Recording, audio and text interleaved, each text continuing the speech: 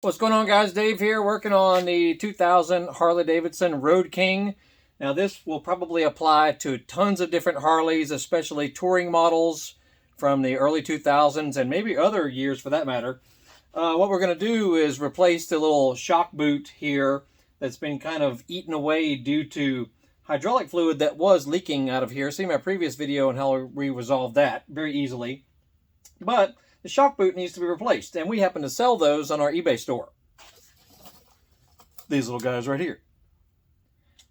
All right, so you start looking at it and you're going, okay, I see a nut down here. You know, it shouldn't be that big of an ordeal to replace it. Okay, yeah, we got a 3/4 nut right there. However, it's held in place by a 5/16 Allen on the back side. And you start looking at it going, how am I going to do this? Because I can't really, I mean, you can sort of fit a standard Allen wrench back there, kind of, sort of. And that may be the only way I can do it. I personally don't have a long enough, I only have metric Allens that are long enough to fit back in there. What I did have, though, was one of these longer style with a ratchet end on it. And you'll have to sort of line up your brake rotor back behind it so the slots of your rotor give you a straight shot. Let's see if I can give you a better view here. We need to be able to get our wrench back behind here. You know, feed it through the spokes. Then feed it through the brake rotor, brake disc right there. Then you can put it on the Allen slot. Okay, now we've got it in place, but now we need to hold it in place because it'll probably turn when we turn this nut, try to loosen it. So I'm using just some heavy duty vice grips. I mean, you can use pretty much anything really, whatever will fit. Just give it, you know, tighten it down with your vice grips right here.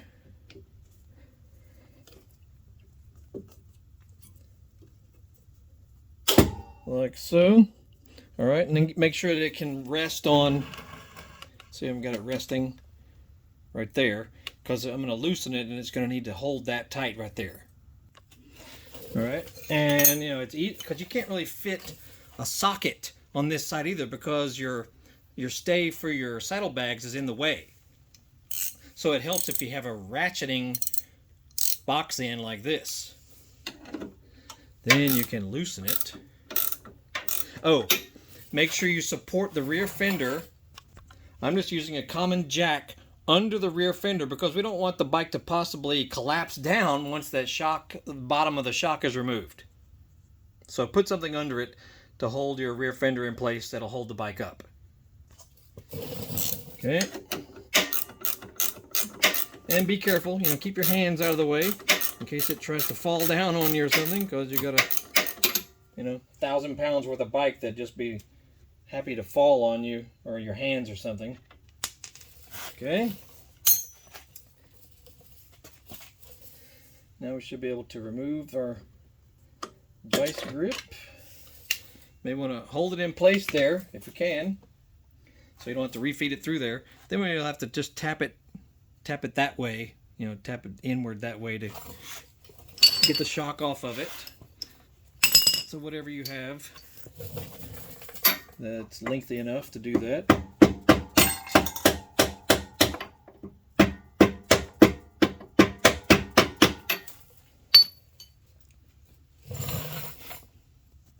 So you'll need some sort of punch or a drift pin or something, you know, to be able to get in there, because this rod is directly in your way. So whatever, not surprising, right? And just be careful. Be careful, don't let anything come crashing down on you.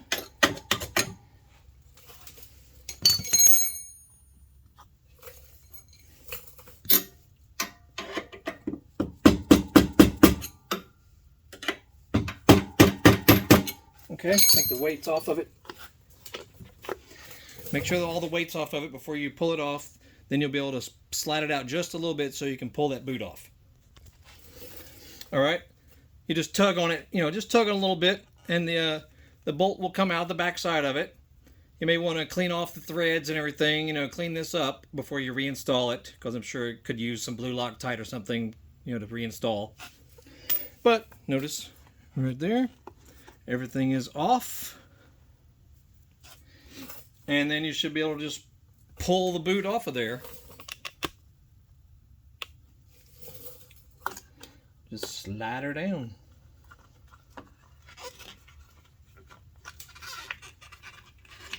As you see. Yeah, if any hydraulic fluid is dripped on this rubber, and I would guess that this is probably original, more than 20 years old. Surprised it lasted this long, actually. And I would also clean off the the shock body here, make sure it's not leaking any shock fluid or anything. So clean this off in here real nicely, before you put the new boot on. So we'll do that real quick. Just clean off, any grease and debris and dirt and crap, whatever may be on it. Whatever cleaner you want to use.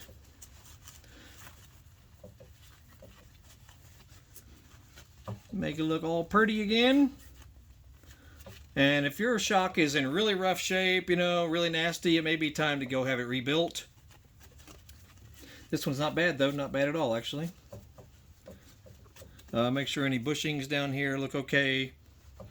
The passage going through it, make sure it looks clean. So I'm going to take like a spiral brush and clean out that hole right there as well. Always something good to have is an assortment of spiral brushes like this. They'll help you clean out all kinds of things. So just see if you can cram it in there, and make sure you get the right size one, of course. Alrighty, we got one now. And just clean out inside here. If you got a lot of corrosion or rust in there, you want to use some WD-40 or some kind of rust remover. And then run a clean rag in there. And just slide it back and forth to get any leftover goop in there. Mine's not bad at all, actually. Any kind of, piece of cloth, or I use old t-shirts as shop rags. After I'm done wearing them, they don't fit anymore. If they got holes in them, stains, I turn them into shop rags. So there's a good tip for you. Any old t-shirt, cotton t-shirt, makes a good shop cloth.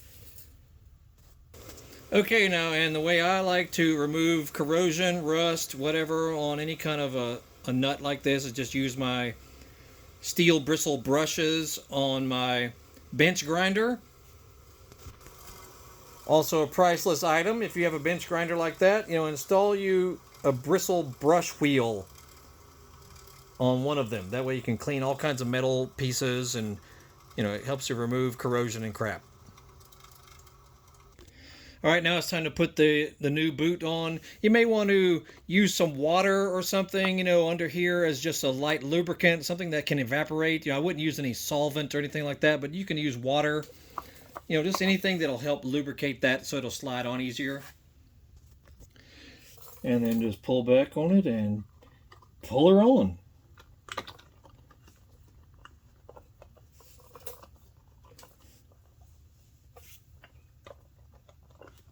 Should line up like that right there. And then pull the rim up over the collar right here.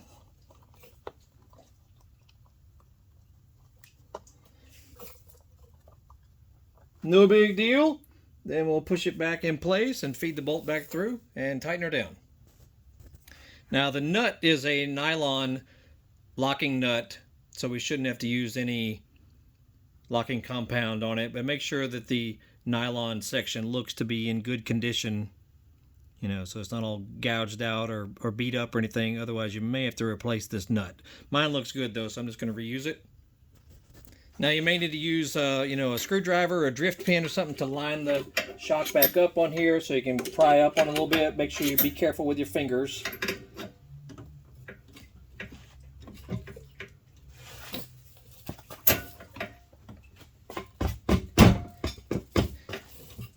Get your jack up under there a little bit better.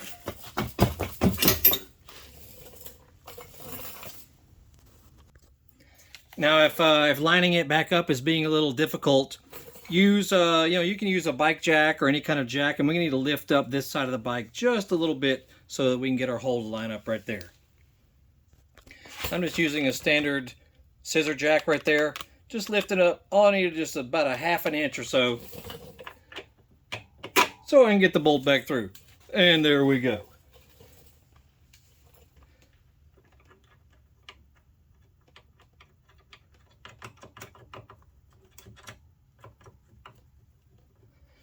And then we'll put our Allen back through the back here.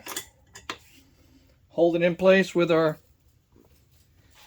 vice grips, and tighten her back down with our 3/4.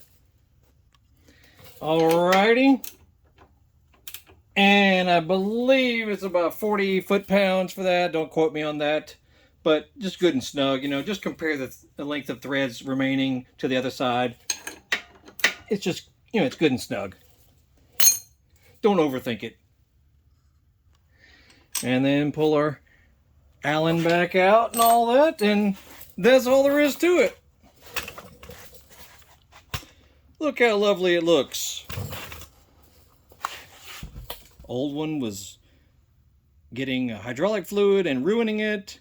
New one looks lovely. All right, and that's that.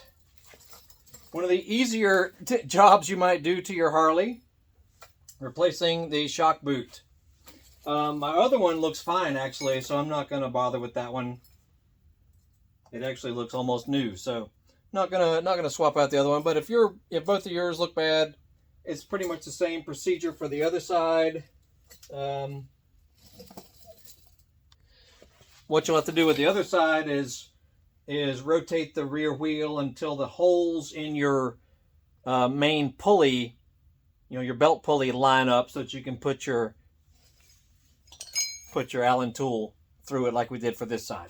But it shouldn't be a big deal. Same procedure for both sides. And that's it. So check out our channel. We got all kinds of stuff for Harley Davidsons, motocross bikes, street bikes, Yamaha stuff, Ford Mustang stuff, Ford Taurus stuff, Chevy truck stuff, Buick Skylark stuff, Cadillac ATS-V stuff, Hummer H3 stuff, tasks around the house, working on stuff in your shop. We got all kinds of videos that may help you. So check it out. And once again, Biker Dave here. We're in East Cobb, Marietta, Georgia, north of Atlanta, working on the 2000 Harley Road King. Y'all have a great day. We'll see you.